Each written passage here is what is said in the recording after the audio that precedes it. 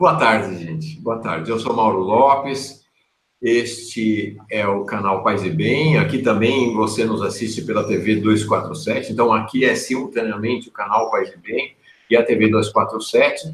E hoje a gente tem grande alegria, a honra de receber o monge beneditino Marcelo Barros, monge teólogo, já fez vários encontros conosco aqui.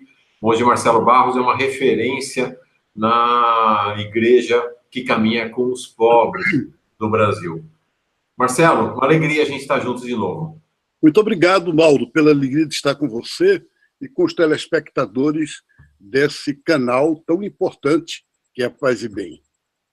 A gente vai fazer uma conversa hoje, gente, e essa havia sido a agenda divulgada para todo mundo, sobre a questão do diálogo interreligioso que acontece no nível do chão, né? No nível do chão, na conversa entre cristãos, e especialmente na conversa entre cristãos, né, e agentes da Umbanda, do Candomblé, das religiões afro. Mas nós resolvemos adiar essa conversa, porque hoje é 7º dia da morte do Arthur Lula da Silva, né, que impactou tanto o Brasil, impactou tanta gente, e que é visível, né, como ela impactou muito fortemente a família, claro, e o presidente Lula de maneira muito forte. Então, nós resolvemos hoje mudar o assunto para tratar da questão da dimensão de espiritualidade desse momento vivido pelo presidente Lula. Então, quero começar a conversa com o Marcelo Barros. Deixa eu só ver se está todo mundo já aqui. Acho que as pessoas com certeza vão querer participar hoje, já temos aqui. Então, gente que está chegando, a Maria Cláudia Junqueira, Ana Margarida Pereira Pinto, José Bovo em jejum desde o jantar de ontem à noite. Já vou explicar o que é. Olha aqui, Rosane Cartosato, pela primeira vez me senti estimulada a fazer um jejum. Lula consegue coisas incríveis. José Bovo, jejum de alimentos, mas abundância de reflexão é muito bom. A Regina Parenza dando boa tarde, a Selma Gouveia, a Rosilene Chá, Caterine Castro, Josi Rodrigues, Selma Gouveia, Terezinha Monteiro, Solange Maria Guedes, o Júlio Geroz. Oi, Júlio, que bom que você está aqui. A Jaissa, a Dionete, Leonardo Torga, o Naldo, a Sônia Mourão. Então, deixa eu explicar para quem não está sabendo, para o monge Marcelo Barros eu já contei. Desde hoje cedo, nós decidimos aqui na comunidade Paz e Bem, isso se estendeu à comunidade 247, está se ampliando, está se espalhando, fazer jejum para celebrar a passagem, a morte do menino Arthur Lula da Silva, de apenas 7 anos, e para estender nosso abraço carinhoso ao presidente Lula e a seu filho Sandro e a sua nora, a Marlene, pai e mãe do Arthur. Vai ser ótima essa conversa com o monge Marcelo Barros, porque acho que ele vai poder, inclusive, dar para nós a dimensão do jejum, né? Do que significa, de fato, a realização desse jejum. As pessoas estão jejuando, algumas desde hoje cedo. A ideia é que a jornada de jejum prossiga, Marcelo, até amanhã à noite, e aí vai ser de acordo com a possibilidade de cada um. Quem puder, não come uma refeição. Quem puder, não come 2 refeições. Quem puder, faz um jejum de 24 horas. Quem quiser, pode fazer um jejum de até 48 horas nessa jornada. E aí, todo mundo que fizer jejum, manda seu nome. Porque eu já conversei com a assessoria do Lula, ele vai receber, tanto ele quanto o Sandro e a Marlene, os pais do Arthur, vão receber nome por nome de quem participou dessa jornada. Então, você pode colocar seu nome, se você vai fazer jejum, já no comentário aqui, nos comentários, ou mandar para o e-mail do Paz e Bem, mauropaisebem@gmail.com. Tá bom? Marcelo, eu queria começar contigo para você trazer para nós como é que é possível, né, a dimensão de tanto sofrimento, de tanta tragédia, de tanta perseguição que caiu sobre o Lula e se estendeu para toda a sua família, até para esse menino, o Arthur, que morreu há 7 dias atrás. Mauro, há coisas humanas que acontecem que, para nós que vivemos isso assim no dia a dia, parece um mistério. Quer dizer, o povo do interior, povo simples, tem um ditado que diz: desgraça pouca é besteira. Quer dizer, as coisas vêm em montão, uma coisa acarreta a outra, né? Entretanto, de fato, elas têm razões históricas, sociais, políticas, de todo tipo. No caso, a perseguição ao presidente Lula é uma orquestração, faz parte do que se chama hoje de guerra híbrida, ou de guerra de quarta geração, que é provocada pelo Império Norte-Americano, especificamente o atual governo norte-americano, que está tentando recuperar o poder econômico e sobre o petróleo dos países que têm petróleo na América do Sul, Venezuela, Brasil, no começo de tudo, além de outros. E o Lula é uma figura simbólica. Se o Lula tivesse solto e livre, provavelmente ele poderia ser o nosso atual presidente. Todas as pesquisas revelariam isso. Então, tudo o que aconteceu foi para evitar isto. Então, toda injustiça contra ele, o fato claro, concreto, atestado por centenas de juristas no mundo inteiro, hoje publicados em livro, que qualquer pessoa encontra em livraria ou na internet, em que mostra como o processo jurídico foi um processo ilegal, como ele não teve direito às normas jurídicas de defesa que qualquer cidadão deve ter, e como qualquer cidadão brasileiro, a Constituição brasileira é muito clara que só pode ser preso tendo esgotado todos os recursos jurídicos, todos os direitos de apelação. E ele não teve isto. Quer dizer, ele foi preso antes de percorrer esse caminho. E uma prisão como se fosse alguém perigosíssimo. Eu estive em Curitiba com o presidente Lula no dia 14 de maio de 2018 e vi as condições de que ele está preso, aquele pequeno quarto, sem janela. Quando eu fui lá, não tinha televisão, não tinha ele direito a celular, não tinha como se comunicar, visita só de parente e só de advogado. A visita religiosa foi aberta depois de a gente tentar um mês e agora foi de novo proibida. Parece que ele só terá direito à visita por parte do capelão do presídio e não daquele religioso que ele escolher. Então, uma série de procedimentos assim, e o que a gente vê no Brasil é a forma como é tratado nos meios de comunicação e, por isso, também no meio de muita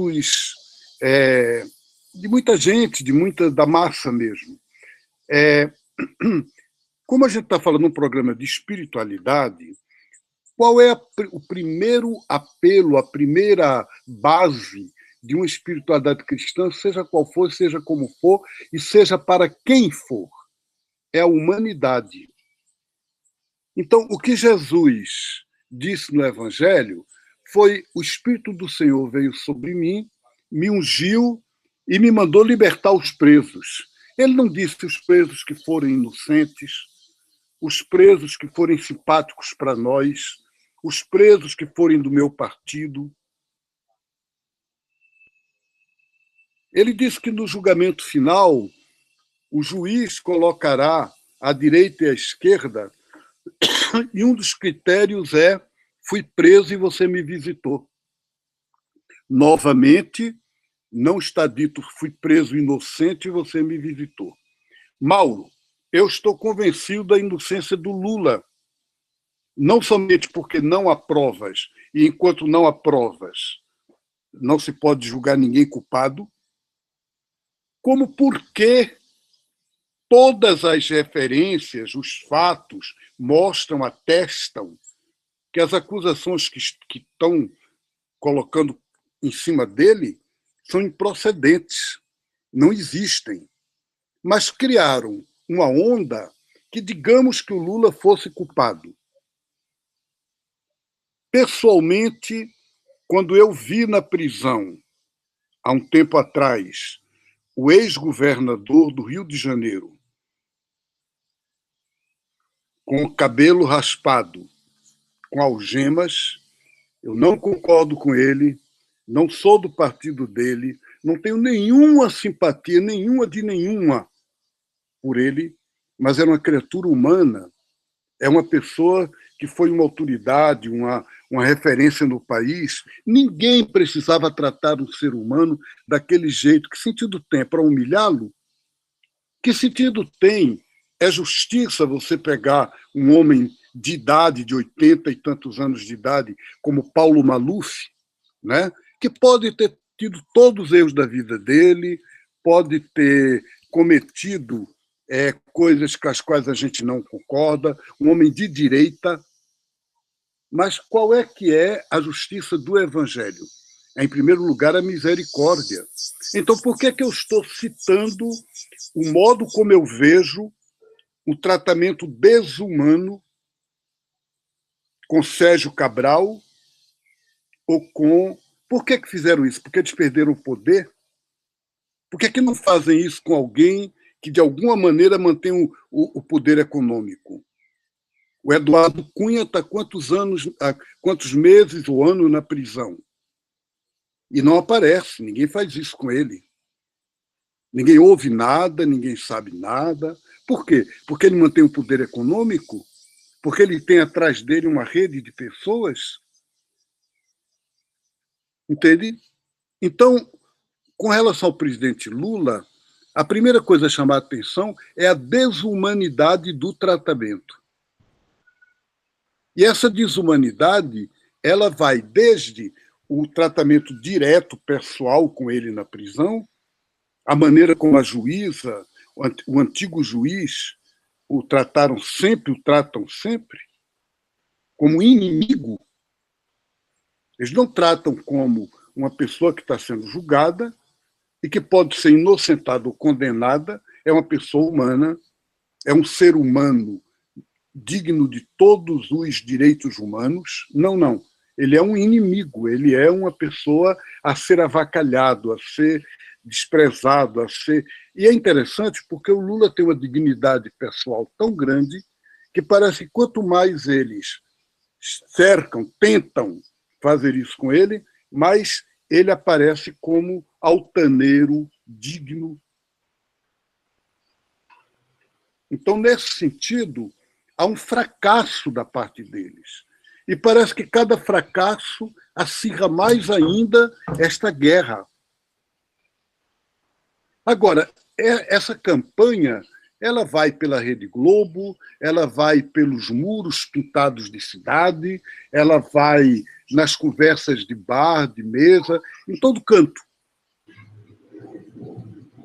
E aí, se alguém me pergunta um critério de espiritualidade cristã, é tratar as pessoas com decência, com dignidade, com humanidade e, em primeiro lugar, frisar esse respeito humano. O segundo elemento... Marcelo, deixa eu só te fazer um pedido.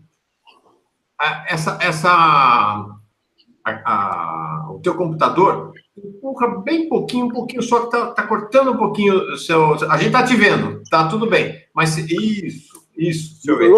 Melhorou? Super melhorou. Deixa eu só fazer uma observação, Marcelo, do pessoal que está chegando aqui, que eu acho que é bom te relatar, até porque nós não vamos falar do tema do jejum agora, nesse instante, vamos falar daqui a pouquinho. Para quem está chegando agora, eu estou conversando com o monge Marcelo Barros, monge beneditino, teólogo.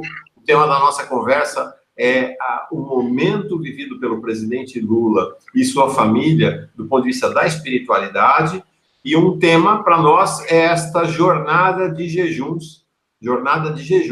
ao redor, né, da memória do pequeno Arthur Lula da Silva, hoje é o 7º dia da morte dele, da sua mãe, Marlene, do seu pai, Sandro, e do seu avô, o Lula. Então, se você estiver assistindo esse programa pela TV 247, será não nesta quinta-feira, que é o 7º dia, mas na sexta-feira, que será o 8º. Não tem problema nenhum, porque, inclusive, a jornada de jejum vai se estender até a noite da sexta-feira. Você ainda pode participar. Só manda o nome para nós. Manda o nome para nós aqui no chat de conversa, nos comentários da página ou para o e-mail mauropazebem@gmail.com. A Terezinha Monteiro está dizendo aqui que jejuou no almoço. A Elizabeth Bueno, aqui de Itanhaém, aqui perto, falando do momento de tristeza. A Rose Lima, mandando abraços. A da Conceição Rosa, da Adital, ao querido irmão Marcelo Barros. O juiz de direito, Marcelo Barros e Mauro são 2 profetas dos nossos tempos, mas ele não deu o nome dele. Maria Margarete Costa, grande amiga, mandando saudações também. A Sônia Mourão dizendo que está jejuando desde hoje, depois do almoço, que o presidente Lula tem minha solidariedade e carinho, e em memória do pequeno Arthur. A Jaissa dizendo que, como não pode comer por causa da glicemia, ele é diabético, o jejum dela está sendo em dieta líquida. A Inês Brás, que esta é a generosidade, né? Cada um na sua condição, né, Marcelo? É muito bonito. Isso mesmo. A Maria Paula Junqueira está de jejum desde as 6 da manhã e diz que quando senti fome, pensei na família do Arthur, desejando-lhe muita paz. A Deise Ribeiro, chegando aqui. O Pedro Lula Cândido, estamos em jejum desde cedo para homenagear o Arthur e manter nossa solidariedade ao papai, mamãe e o vovô do Arthur, nosso querido presidente e companheiro Lula. A Paula Luna, também chegando aqui, que Deus ilumine Lula e toda a sua família.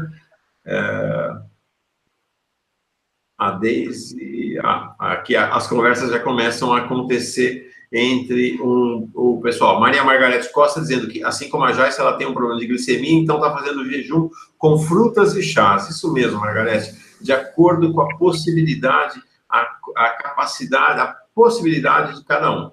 As irmãs Cris, a Cris, acho que é a Cris que está aqui, firmes no jejum, ela e a irmã, lá em Florianópolis. Muita gente chegando mesmo. Tá? O José Antônio Moreira dando-lhe boa tarde. A Sônia Mourão dizendo exatamente o que você falou, Marcelo, que você tem total razão, que ele é a dignidade em pessoa. O Júlio dizendo, o Lula é como uma árvore de sândalo. Quanto mais machadadas, mais exala perfume.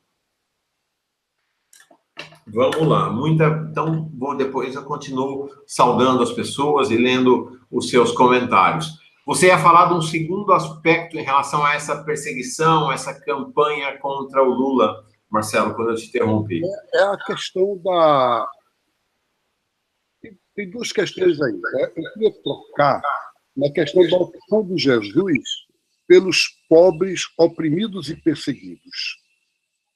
E como normalmente o povo, ou a cultura da nossa sociedade, é a seguinte: se está sofrendo é porque mereceu, se está acontecendo isso, de alguma maneira está pagando o que fez,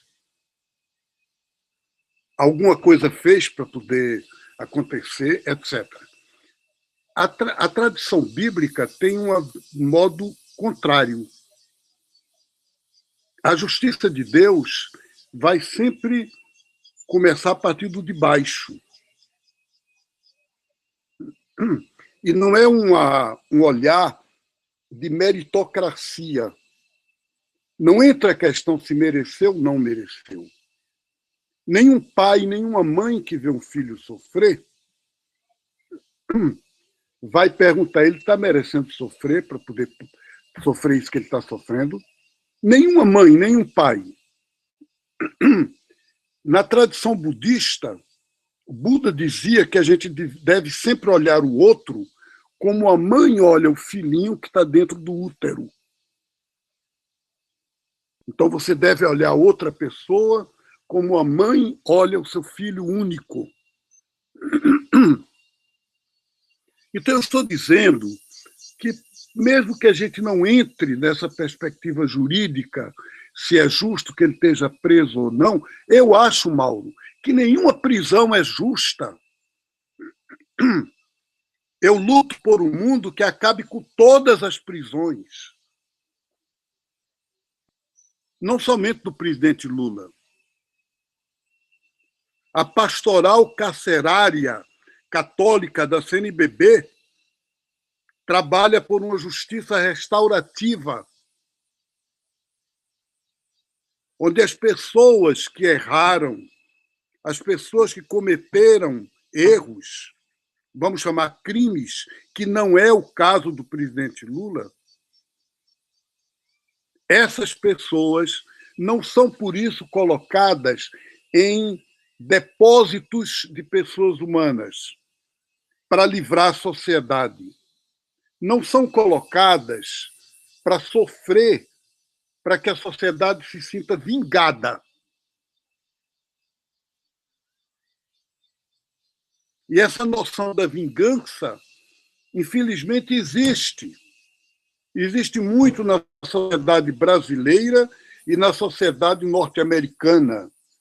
Nos Estados Unidos, onde tem pena de morte, há filmes que mostram os parentes do assassinado, por exemplo, contentes indo para o tribunal, sentar nas primeiras filas para assistir alguém ser queimado na cadeira elétrica ou morrer de uma injeção tóxica. Depois vão tranquilamente à sua igreja, católica, batista ou pentecostal. Temos que acabar com isso. Isso não pode ser assim. Todas essas pessoas têm filho, têm neto, têm sobrinhos. E ninguém garante o comportamento humano. Todo pai educa para o filho ser bom, para os netos serem pessoas justas, mas pode garantir? E como será amanhã? Então, nesse sentido, é preciso olhar o que está acontecendo com o presidente Lula como uma coisa mais ampla. Nós estamos falando do presidente Lula, eu quero falar dele, porque quero bem a ele, porque eu respeito, porque eu admiro. Mas antes, peça a Ricardo uma luz aqui, mas antes disso é importante compreender que é uma questão humana, da humanidade. A humanidade tem que ser menos cruel, a sociedade tem que ser menos intransigente, intolerante, desumana. Eu acredito isso. Nesse sentido, eu parabenizo, me congratulo, comungo com essa iniciativa de vocês do jejum. A iniciativa do jejum, a proposta de jejuar, é uma proposta espiritual. A gente não jejua porque comer é ruim, ou porque Deus prefira ver a gente com fome do que saciado. Não. Deus quer um mundo em que todo mundo seja saciado, em que ninguém precise passar fome. O jejum, em primeiro lugar, uma comunhão, um gesto de solidariedade, um gesto de sensibilidade com aqueles que não têm. Na Bíblia, é uma atitude de vigilância, de espera. O jejum é como vigília. Sabe por que é que vocês estão jejuando?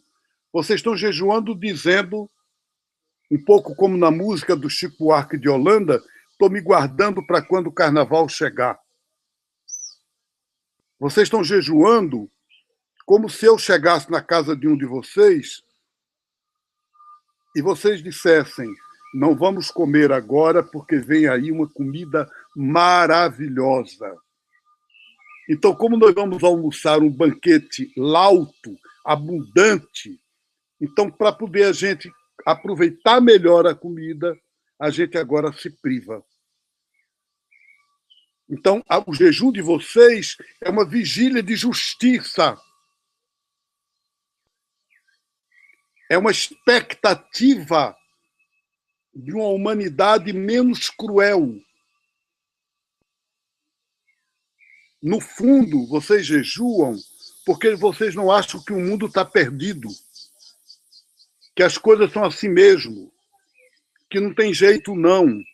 Vocês jejuam porque vocês estão convencidos de que, a partir dos pequenos, a partir dos pobres, a partir dos perseguidos, como o presidente Lula, uma nova sociedade vai brotar dessa terra dura. E a gente vai ver raiar o dia da liberdade. As pessoas às vezes falam, já me falaram hoje, para quem jejuar? O Lula não vai nem ficar sabendo, ninguém está nem sabendo, eu vou ficar jejuando aqui na minha casa, ninguém sabe, tem notícia do meu jejum. Mas eu tenho dito, gente... Estamos falando do Lula. Oi? Diga, Mauro, eu perdi um pouco o que você falou. Sim, queria que você ponderasse um pouco sobre essa questão, né? Essa aparente inutilidade do jejum que a gente faz aqui, né? Eu faço na minha casa, você faz na sua. É claro que as pessoas vão mandar seus nomes e o presidente Lula, a família dele, vai receber, né? Mas esse ato do jejum, né? Individual, né? Ou às vezes assim, hoje eu recebi uma notícia tão bonita de um casal que está jejuando juntos, né? Então, Na Bíblia, essa aparente inutilidade ou ineficácia, ela é justamente aquilo que diz a Bíblia, como o Dom Helder chamava de a fecundidade do que aparentemente é estéril.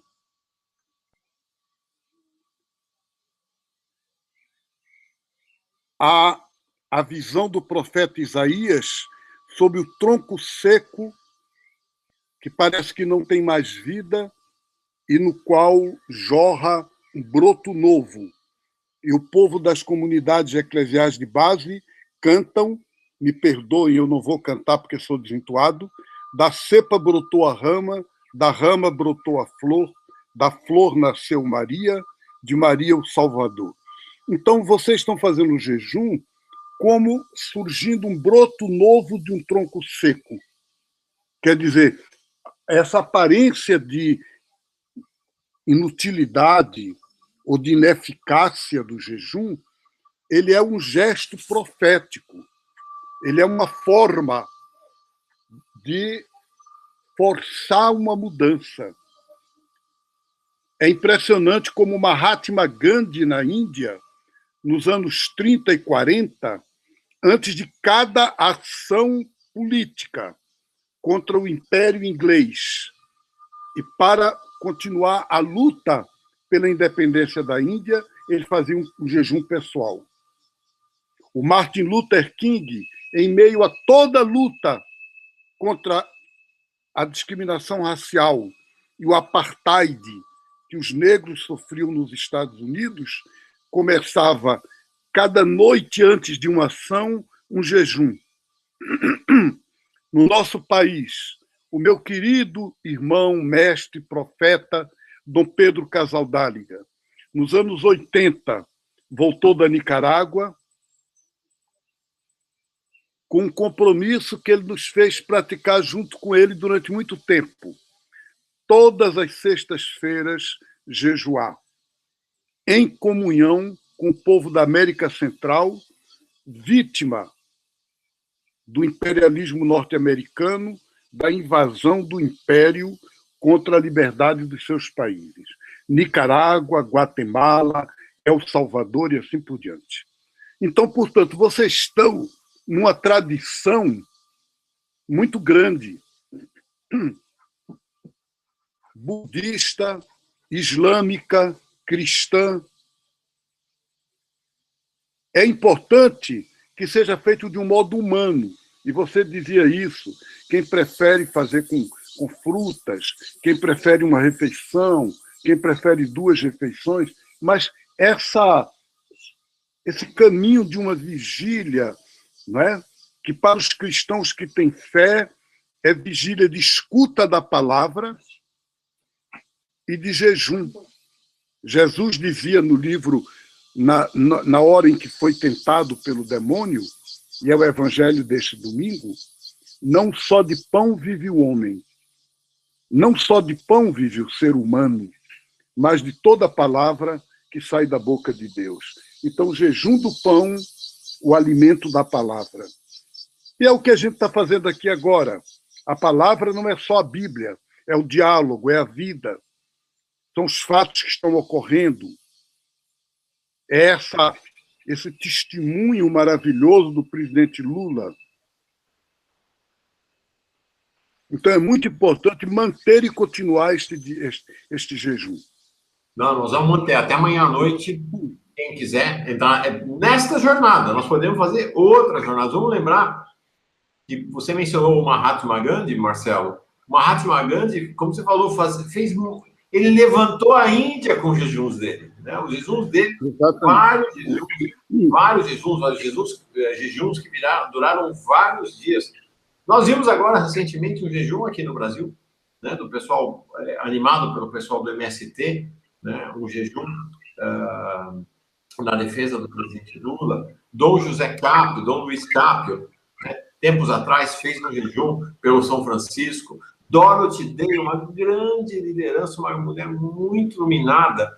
Quando teve o Conselho Vaticano II, essa mulher foi lá, alugou um apartamento, ela dos Estados Unidos, alugou um apartamento na periferia de Roma. Agora, eu acho, Mauro, se trancou no apartamento e ficou semanas jejuando, na certeza de que a reverberação daquele jejum chegaria ao Vaticano II, que eu acho que esse é um tema também, né? Essa ideia de que reverbera, o meu jejum muda o mundo, né? É um tema muito forte aos budistas. O Faustino Teixeira, a gente conversou bastante sobre isso na quarta-feira da semana passada, essa ideia da reverberação.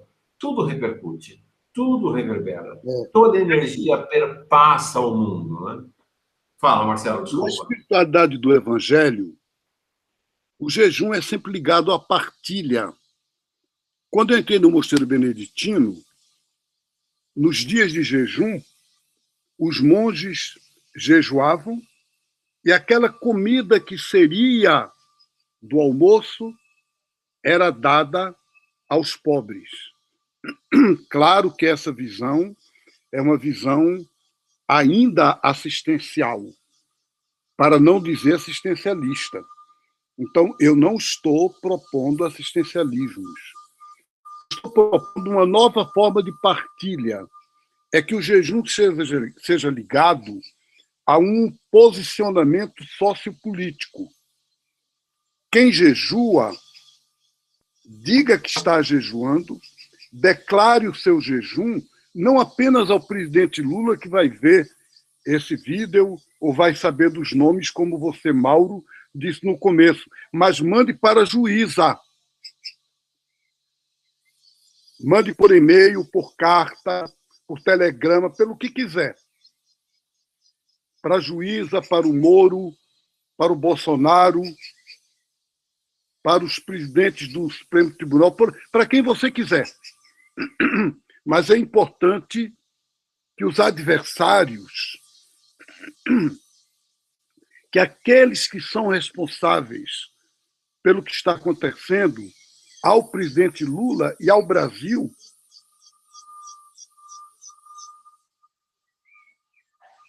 saibam deste jejum profético e de que nós que estamos jejuando tomamos o jejum como atitude de vigília, mas não vamos ficar só no jejum. O jejum é fundamental, mas no Evangelho Jesus jejuou 40 dias, saiu dali e foi trabalhar na Galileia, foi curar os pobres, foi exorcizar as energias malignas, as energias péssimas dessa sociedade. Então, eu espero de vocês que estão jejuando que vocês também sejam exorcistas do individualismo, exorcistas dessa intolerância social, da homofobia, de tudo isso que envenena a vida social brasileira. Jejuem e pratiquem o jejum na solidariedade. Eu quero trazer, Marcelo, bom, acho que a gente teve uma luz para iluminar nosso jejum, né? O jejum até amanhã. Acho que o Marcelo está dando para nós uma guia, uma boa guia para a gente se inspirar em nosso jejum. Eu quero, mais uma vez, a Ângela Guiar, dizendo que te ama muito, que aprende muito com você. A Mariame Negreiro, chegando aqui. A Tereza Cristina, grande amiga. A Ângela Guiar, dizendo que fará muitas orações. A Suzane Mendonça, acabei de ouvir o Paz e Bem agora e vim para cá. Jejuarei amanhã. A Maria José da Bíblia dizendo, cada um na sua vibe. Vale jejum de silêncio, até de celular. Aline Galvão, namastê. Margarida Maria Sampaio, além do jejum de alimentos, estou praticando jejum de palavras, silêncio na mente e paz no coração. A Selma Gouveia, falando da beleza do conceito da justiça restaurativa. A Mariana Negreiros, dizendo que por motivo de doença, meu jejum está sendo hoje de completo silêncio. Meu pensamento trabalha para reverberar a paz na família do Arthur. O Aristides, grande amigo Aristides, falando do Rá Geraldinho, preso religioso.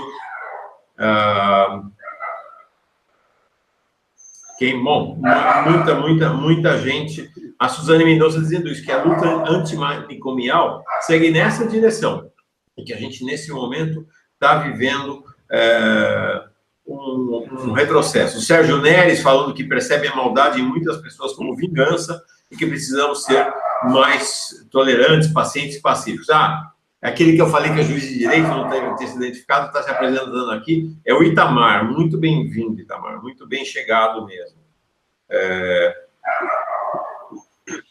A Maria Margareta está dizendo, lembrando a questão da ressonância, eu gostaria de pedir a licença para o monge Marcelo Barros, para que, se possível, ele conduzisse uma breve meditação no final, para a gente abraçar o Lula em Curitiba, em nosso coração.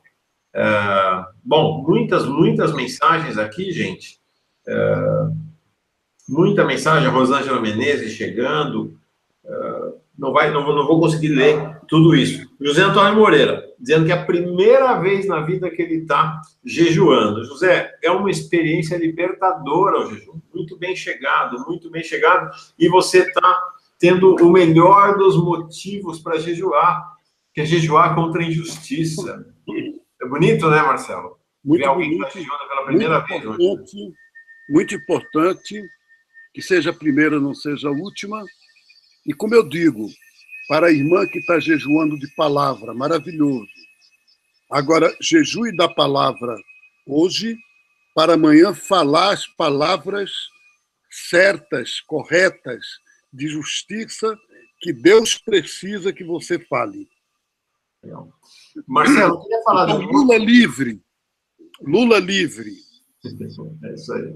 É a palavra que a gente está insistindo. É importante que a gente diga, proclame, continue, insista, sem desfalecer.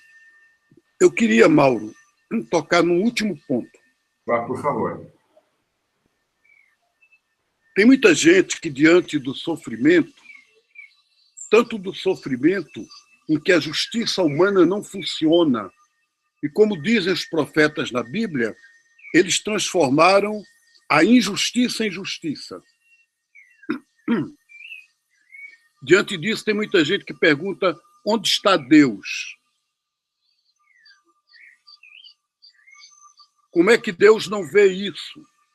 Não vê o sofrimento de um homem condenado injustamente e não vê, permite uma situação como essa, de uma tragédia como a morte do pequeno Arthur. O povo de Deus na Bíblia, o povo hebreu, o povo bíblico, o judaísmo herdou essa noção de povo eleito. E o povo eleito tinha como uma promessa de Deus, Deus sempre vai estar conosco. Os cristãos, em princípio, também. São Paulo diz na carta aos Romanos, no capítulo 8, se Deus é por nós, quem será contra nós? E, às vezes, isso dá em nós uma espécie de complexo de superioridade, uma impressão de que nada de mal nos acontece, como se Deus tivesse prometido isto. Quando ocorreu o nazismo e pais viram os nazistas assassinarem suas crianças, seus filhos, alguns deles se perguntaram: onde está Deus? O que é que adianta eu acreditar em Deus, eu ter orado, eu ter pedido a Deus que nos proteja? Ele parece ausente, parece... E o próprio Jesus, na cruz, gritou: meu Deus, por que me abandonaste? E esse foi o último grito de Jesus. Então, há momentos na vida em que a pessoa passa por isso. E eu acho que qualquer explicação, qualquer tentativa de dizer, olha, mas Deus não precisa de advogado falso. Deus não precisa de mim para justificar a ele. Eu não me sinto aqui nem com o direito humano de dizer a vocês, não, Deus está vendo. Não. Eu fico magoado. Eu também me sinto furioso, indignado com a aparente ausência de Deus. Mas as pessoas que se perguntavam sobre isso na hora do nazismo e perguntavam onde está Deus, um rabino que estava presente respondeu: na criança que está sendo condenada, no pobre que está sofrendo. Deus hoje deve ser visto na figura do presidente Lula, na representação do Cristo crucificado, que ele é em vida, crucificado, mas não morto, crucificado, mas não vencido. Então, eu não sei onde Deus está. Eu não sei porque Deus não atua. Eu não sei porque Deus permite isso. Não sei. Eu só sei que o meu compromisso com Ele é me manter firme no meu caminho e ir até o último suspiro de minha vida por aquilo que eu acredito. E aí Paulo, na carta dele, me diz: eu sei em quem confiei. E eu gostaria que a gente pudesse, junto com o presidente Lula, dizer essa palavra: eu sei em quem confio. Se ele não é visível agora, se ele parece que não está presente, e se ele parece que falhou com a gente, um dia a gente vai saber. De qualquer modo, minha última palavra para o presidente Lula e para vocês é dizer que sobre a morte do pequeno Arthur, se Lula é avô, Deus é mais do que pai, é mãe. Então, essa morte é sofrida por Deus, que é amor, o Deus paizinho de Jesus, de uma forma muito, muito, muito mais dolorosa, e eu tenho certeza e confiança nisso. Quem se pergunta sobre cadê Deus, porque Deus não está, porque Deus não agiu, é porque vê Deus como poder, Deus Todo-Poderoso. Eu aprendi na minha vida espiritual, nesse caminho de tantos anos, a ter que renunciar a esta visão. Eu vejo um mundo que Deus não quer que seja assim. Eu vejo acontecer todos os dias muita coisa que não é da vontade de Deus. E quando eu vejo que as pessoas dizem Deus quer assim, se Deus quiser, muitas vezes esse Deus não é o Deus de Jesus. É o Deus do dólar, é o Deus do imperialismo, é o Deus do poder. O Deus de Jesus é o Deus que está por baixo, que está sendo julgado neste mundo, que é réu, que sofre cada vez que ele ouve o Bolsonaro dizer Deus acima de tudo. O Deus da gente é abaixo de tudo. É um Deus que desce. É um Deus que nos encontra lá nas profundidades do sofrimento humano, que não precisa ser reconhecido. Deus é mais amigo de quem está brigando com ele por justiça e porque ele parece ausente de tudo isso que está acontecendo, do que daqueles que o louvam, aleluia, aleluia, glória ao Senhor, mas estão longe da justiça. É isso que eu queria dizer. Então, eu queria dizer ao presidente Lula que essa força do espírito de ternura de um Deus que está embaixo, que está conosco na dor, o fortaleça, o console e seja para ele força de ir para frente. E dizer a ele que, seja como for, nós estamos juntos com ele. Tá certo? Deus abençoe vocês. Fantástico, obrigado. Marcelo Monge e Marcelo Barros com a gente.